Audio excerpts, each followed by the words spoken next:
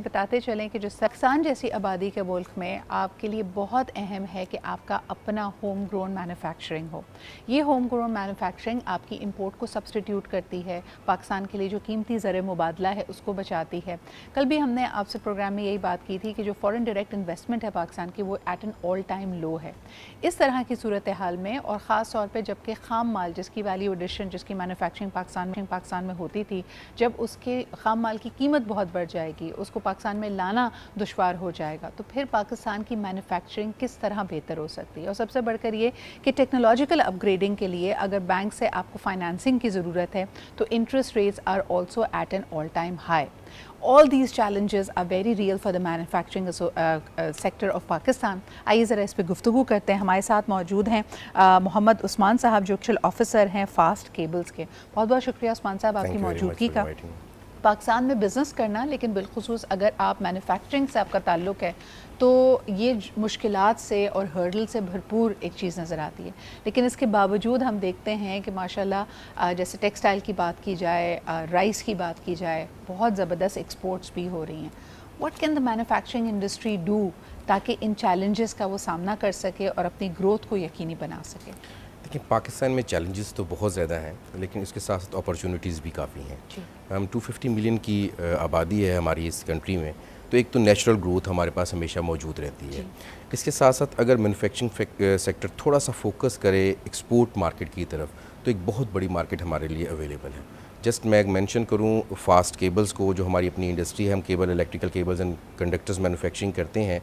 तो अगर हम बाहर के मुल्क की जब जाते हैं, देखते हैं उस मार्केट को कि उस मार्केट में कितना पोटेंशियल है, तो हमें नज़र आता है कि हमारी जो हम यहाँ पर काम कर रहे हैं उससे बहुत बड़ा पोटेंशियल बाहर मौजूद है। जस्ट लाइक मैं मेंशन करूं कि हमारी नेबरिंग कंट्री जस्ट US को $20 बिलियन की केबल्स एंड कंडक्टर सप्लाई कर रही है। और इसमें इनोवेशन अगर हम थोड़ा सा काम करें तो हम इस जो हमारा चैलेंज है इस कंट्री में, वो हम एक्सपोर्ट के ज़रिए पूरा भी कर सकते हैं। बिल्कुल सही। मुझे ये बताइएगा उस्मान साहब कि अगर हम बात करते हैं जिस तरह हमने कहा कि एक्सपोर्ट्स से रिलेटेड मसाइल की या मैन्युफैक्चरिंग से रिलेटेड मसाइल की, आज से 5 साल पहले 10 साल पहले ये बात की जा रही थी कि एनर्जी क्राइसिस इसमें बहुत बड़ी कदगन या बड़ा हर्डल बनता है कि बिजली ही नहीं है तो फिर मैन्युफैक्चरिंग दुश्वार होगी। लेकिन अब काफ़ी हद तक इस चैलेंज को तो हमने इसका सामना हमने कर लिया है, इसको हर्डल को हटा दिया है। What are the key challenges right now for manufacturing? की चैलेंजेस अगर मैं सम अप करूं तो थोड़ा सा फ्यूचर का क्लियर ना होना है। जब भी मैन्युफैक्चरिंग सेक्टर की हम बात करते हैं, अगर एज ए मैन्युफैक्चरिंग सेक्टर आज हम कुछ इन्वेस्ट करना चाहते हैं, वो हम आज के लिए इन्वेस्ट नहीं कर रहे, वो नेक्स्ट 5 और 10 ईयर्स के लिए इन्वेस्ट कर रहे हैं टू द मार्केट के पोटेंशियल के ऊपर। लेकिन अगर क्लैरिटी ना हो कि नेक्स्ट 5 ईयर्स और 10 ईयर्स में हमारी पॉलिसीज़, हमारी जो अथॉरिटीज़ हैं वो किस तरह से मूव करेंगी, तो मैन्युफैक्चरिंग में इन्वेस्ट करना थोड़ा मुश्किल हो जाता है। अच्छा, पर्टिकुलरली अगर आपकी फील्ड की बात करो, electrical cables, appliances, conductors etcetera, the market seems to be flooded with products from China, तो फिर उसके साथ आप कैसे कम्पीट करते हैं अगर मैं सिर्फ लोकल डिमांड की बात करूँ? इस मामले में अगर हम थोड़ा सा अप्रिशिएट करें गवर्नमेंट को भी, उन्होंने इस दफ़ा काफ़ी अच्छे मेजर्स लिए हैं कि उस पर एडिशनल ड्यूटीज़ ऐड की हैं। तो चाइना से जो केबल पाकिस्तान में आया करती थी उसका काफ़ी हद तक उन्होंने स्टॉप किया है। लेकिन CPEC के प्रोजेक्ट्स पे कुछ पैकेज के थ्रू उनके कुछ डील्स हैं वहाँ पर आ रही हैं। अदरवाइज़ मार्केट थोड़ी सी प्रोटेक्टेड है इस टाइम, तो हम इस मार्केट में सर्वाइव कर रहे हैं। Otherwise very difficult to survive in this market. मुझे ये बताएं कि इस वक्त जो एक ट्रेंड है कि Pakistanis are going for cleaner, greener, sustainable solutions, हर घर इस वक्त सोलर पैनल्स लगाने की तरफ जा रहा है, ये आपके बिजनेस को बूस्ट कर रहा है या do you see that to be a bad thing और अ गुड थिंग? अगर मैं ऑनेस्ट से बात करूं तो इस वक्त यही सेक्टर हमें सर्वाइव करवा रहा है। अच्छा, अगर सोलर सेक्टर की हम बात करें, इस टाइम इंडस्ट्री में जस्ट अगर हम ग्रोथ की बात करते हैं तो सोलर सेक्टर ही की ग्रोथ है। तमाम इंडस्ट्री सोलराइजेशन पर जा रही हैं, जिसकी वजह से केबल्स की रिक्वायरमेंट ऑटोमेटिकली जनरेट होती है। तो एक बहुत बड़ा सेक्टर उसकी वजह से मूव कर रहा है, और इसी एक सेक्टर की ग्रोथ की वजह से ही हम कहते हैं कि हमने एनर्जी क्राइसिस पे भी काबू पा लिया है। अच्छा, मैं आपको बताऊं, कल परसों मैंने इसी के हवाले से एक सेगमेंट किया था और हमने कहा कि सोलराइजेशन में जिन चीज़ों का आपने ख़ास ख्याल रखना है। अब जिस तरह के हम जानते हैं कि पैनल्स तो बहुत सस्ते हो गए हैं, पहले से उनकी कीमत कम हो गई है, उनकी फराहमी भी बहुत कॉमन है। बैटरी यूजुअली आप बाहर से लेके आते हैं, लेकिन जहाँ पे कई जो आपको cost effective, budget friendly solarization projects दिए जा रहे हैं, اس میں وہ ڈنڈی مارتے ہی کیبل کے اوپر ہیں. یعنی وہاں پہ آپ کو اچھی کوالٹی کی کیبل نہ دینا کتنا بڑا آپ کے لیے خطرہ لاحق کر سکتی ہے. اس بارے میں چاہوں گی کہ آپ بھی اگر لوگوں کو کچھ بتائیں. چند دن پہلے ہی ہم نے ایک کمپین لانچ کی ہے جس میں ہم نے اس کا ٹائٹل رکھا ہے کہ کیا آپ اپنا سولر سسٹم 2 سے 5 سال کے لیے ڈیزائن کر رہے ہیں 25 ایئرس کے لیے ڈیزائن کر رہے ہیں. اس میں ایک مین ٹاپک ہی یہ ہے کہ اگر آپ کیبل جو سولر گریڈ کی کیبل ہے اسے آپ استعمال نہیں کریں گے تو آپ کا سسٹم جو ہے 2 سے 5 سال کے اندر اپنی ایفیشنسی کھو جائے گا. تو جو سسٹینیبلٹی کا ایک فیکٹر ہم بات کر رہے ہیں, جو ریٹرن آف انویسٹمنٹ کے متعلق ہم بات کر رہے ہیں, اس پہ صرف تھوڑا سا کمپرومائز کر کے ہم اپنے پورے سسٹم کی جو لائف ایفیشنسی ہے اس کو ہم ڈاؤن کر دیتے ہیں. اچھا, ایک اچھی کوالٹی, جیسے اگر ہم فاسٹ کیبلز کی بات کریں, اگر ہم اپنی سولرائزیشن میں اس کو استعمال کرتے ہیں بنسبت ایک سب سٹینڈرڈ یا جیسے آپ نے کہا کہ 2 سے 5 سال چلنے والا ایک سسٹم اگر ہم ڈیزائن کر رہے ہیں, کاسٹ میں کتنا ڈفرینس ہے؟ If I talk about 10 kilo what system, ایک نارمل سسٹم ہے جو کہ گھر میں لگتا ہے, تو اگر میں دیکھوں کیبل کے معاملے میں کاسٹ میں شاید 50,000 روپیز کا بھی ڈفرینس نہ ہو. واو, اور صرف اتنے سے پیسے بچانے کے لیے آپ دیکھیں کہ کہیں نہ کہیں 2 سے 5 سال کے بعد اگر ہم گاڈ فوربڈ اگر اس وقت ہم یہ 50,000 کی بچت کر لیتے ہیں اور ایک ایسا سسٹم لے کے آتے ہیں جو 2 سے 5 سال چلے, اور اس کے بعد جب آپ کو کیبلز چینج کرانے کی ضرورت پڑتی ہے یا خدا نخواستہ کوئی اور مسئلہ ہو جائے, تب آپ کو کتنی کاسٹ یا لاگت آئے گی؟ پھر آپ کو کاسٹ کم سے کم بھی 2.5 سے 3 لاکھ روپے تو کم سے کم اس کیبل کے لیے آئے گی. بہت ضروری ہے.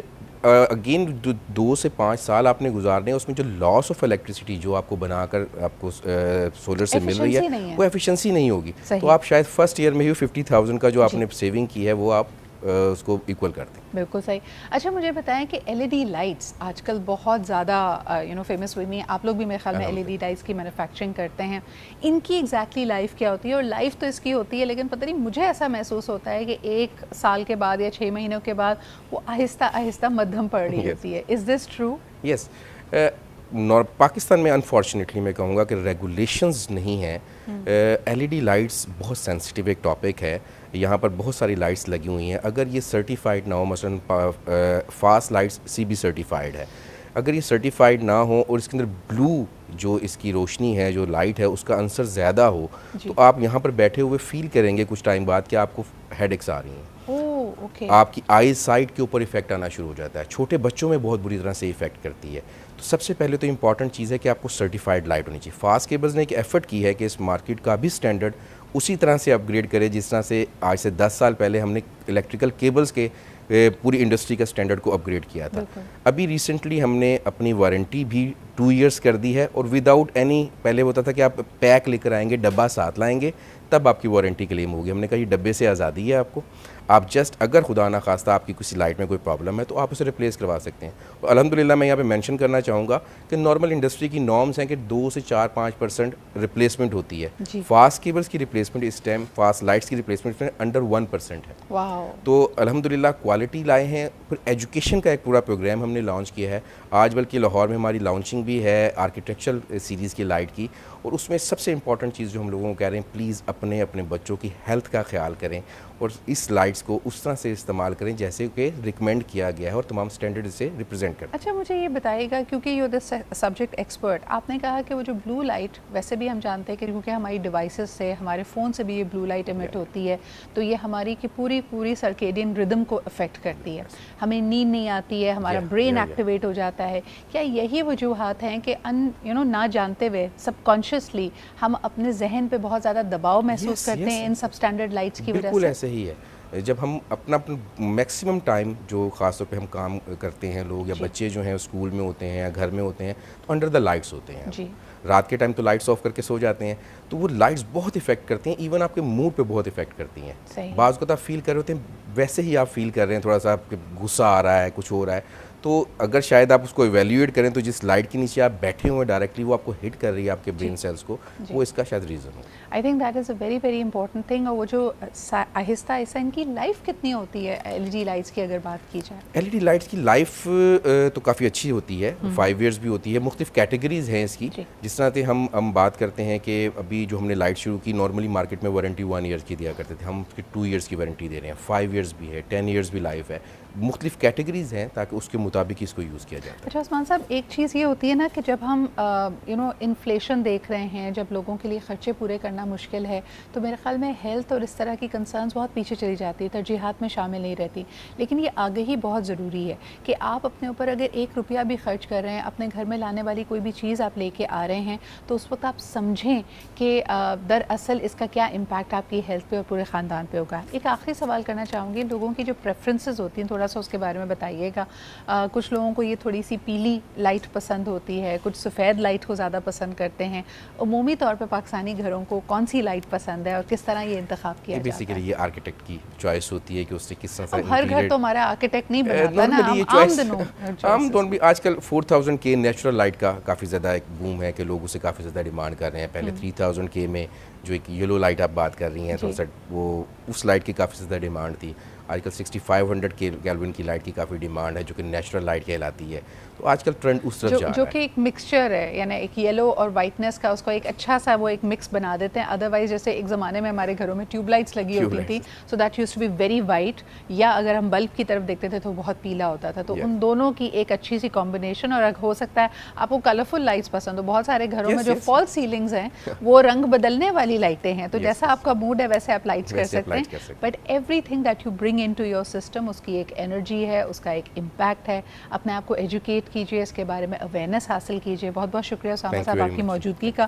وی کورڈ سم میکرو پروجیکٹس کے جہاں آپ کو گورنمنٹ کی پالیسیز میں جیسے آپ نے خود کہا کہ کچھ پروٹیکشن بھی موجود ہے، لوکل مینوفیکچرنگ کو اس کے ذریعے ایک انسینٹیو مل رہا ہے. سولرائزیشن یقیناً ہماری الیکٹرک کیبلز اور باقیوں کو بہت مدد دے رہی ہیں. Last but definitely not the least کہ ہمارے گھروں میں ہم کون سی لائٹس کا استعمال کرتے ہیں، یہ ایک بہت ہی اہم ڈیسیجن ہے. Thank you for being here with us.